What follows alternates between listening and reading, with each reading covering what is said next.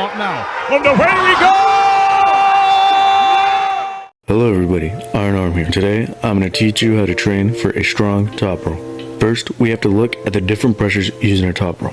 A successful top roll has three main back pressure, rise, and pronation. First off is back pressure. Back pressure is the most general movement used in a top roll. Back pressure is a mix of elbow flexion and lat drag. Think like a pull-up. So how do we train for this? Couple exercises you could use to train this pressure include hammer curls, pull-ups, bicep curls, rows, and of course, a back pressure lift. Now, for your back pressure lift, there are three variations of this lift that I believe are accurate to the forces you'll be replicating in a real match. First is a static hammer curl off an incline or preacher curl bench. When doing this lift, make sure to go all the way down with at least a parallel angle to the floor before shifting your body back upwards. Second is using a weight stack and a belt setup. Start slightly below parallel with the belt set in the center of your hand and pose. This lift is great, but when maxing out, be sure to be careful as belt lifts tend to be less stable and it could place pressure on your elbows. The third lift and best would be a cable back pressure lift.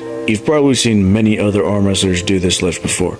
This is the best lift you can do for back pressure as long as you have the equipment needed. Next up is rise. When top rolling your opponent, you need this pressure to gain height and get access to your opponent's fingers. Luckily, for such a specific movement, it is very easy to train. To train rise, we have a few movements: riser curls and off the floor riser lift, or rising pronation. Now, for the big boy of the top roll, pronation is the driving force for cracking your opponent's wrist and is a must for successful top roll. We only have two lifts: pronation curls and off the floor pronation. Now we need to get to programming. We need to fit this training in with any arm wrestling practices you might go to. So with that being said, let's get into it. First off is choosing how many days you will be lifting. I suggest at least 2 and no more than 4, even if you train for no other sports. For this training block, you'll be limited to two types of training days: standard days and max days. Max days should be limited to at most once a week, and you should refrain from any practice in the previous and following 24-hour period, with up to 2 days of rest beforehand being ideal. For standard days, you should have more heavy practices on the same day, and if you really want to train in between, only do light practice to prevent any issues with recovery. Now, let's look into the lifts we'll be doing for each day.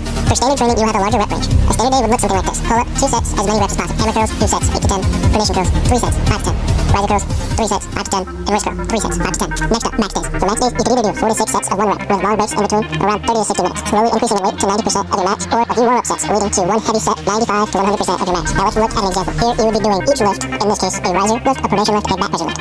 For 1 rep, and you're adding weight 6 times each set. Now the final step is determining how often you will hit your max days. As stated earlier, the average person once a week should be the absolute limit, with my recommendation being bi-weekly for anybody doing these lifts 3 times a week, and monthly if you train even more.